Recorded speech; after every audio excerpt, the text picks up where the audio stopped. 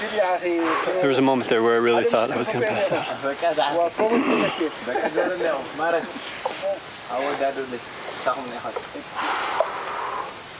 Ready?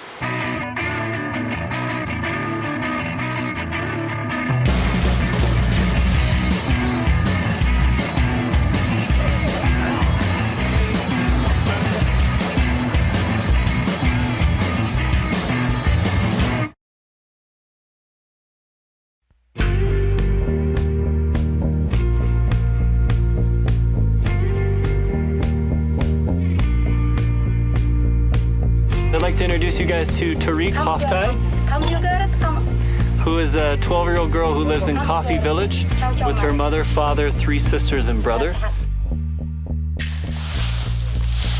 Tariq is the oldest child in her family, and because of that, she spends a lot of her time helping out at home. Collecting firewood, sweeping the house, cooking food for her family, feeding the animals. Tariq is constantly pitching in so her mom has more time for other activities, like going to the market.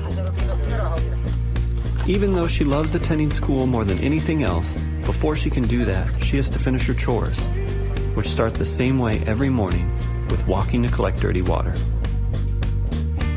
All right, we're taking our jerry cans down to the river to fill them up, and then we're gonna carry them all the way back up here, and you're about to see how far all the way back up is. I asked Tariq if I could go collect water with her because it's something I have never experienced myself. We talk about it a lot at Charity Water. Women in Ethiopia in particular spend hours every day walking to find and collect water. I know that, but now it's time for me to see what that's like. Rush hour traffic on the morning commute? Well, for starters, and I'm not making excuses, the walk down to the riverbed at the base of the village is both steeper and rockier than you can see here. Tariq's family lives on the very top of a hill, and though it only takes about 30 minutes to reach the bottom, when you factor in 90-degree heat and the 7,000-foot elevation, none of it is easy. What's more absurd than the walk is the water source itself. We just got down to the river to collect our water, and the cows and goats are where we need to be collecting the water. This trickle of a stream is where 1,825 people come to collect their water. Women take turns here waiting in line to ladle water into their jerry can, 1 scoop at a time. Not only is it a source that they share with animals, but in April, May, and June, at the height of the dry season, sometimes there's no water here at all. I'm just going to dip this in here and pour it in here.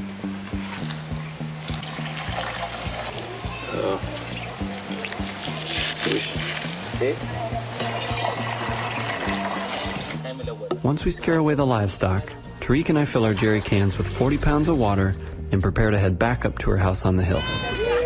All right, you lead the way. Well, we've come about 30 feet, and I'm ready to be done. At some point, I'll be rolling it up the hill. The real fun part is that we're just now getting to the steep incline.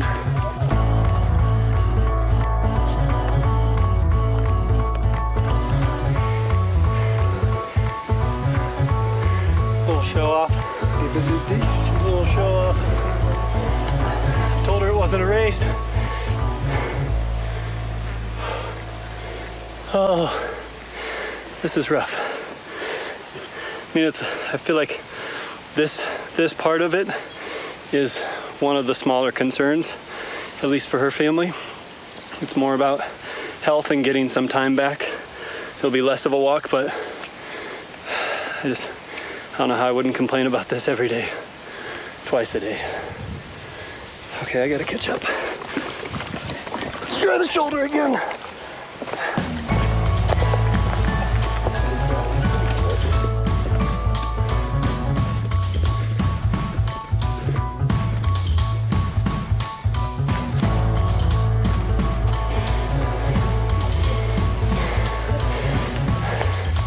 I just can't get,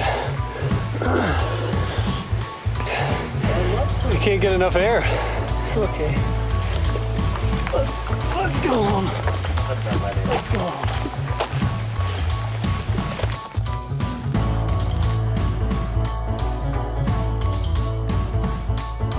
You heard him say it? Very strong man. Very strong man. Is he going crazy? What? Hey, when did you get here? It was embarrassing, and I wasn't trying to be dramatic. I dropped to the ground as soon as we made it to Tariq's house. Sweaty, exhausted, miserable. Our translator later said, "You breathed like a woman giving birth." No. I'll take it up to the door.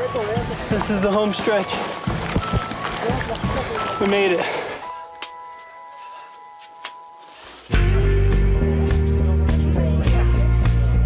All of that work provides Tariq's family with less water than they need, and it's water that makes them sick.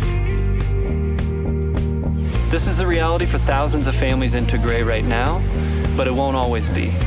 Our partner organization has a plan for complete coverage in Tigray. So even though Tariq may walk for water tomorrow, next week, maybe the next month, we know that at some point her story will change.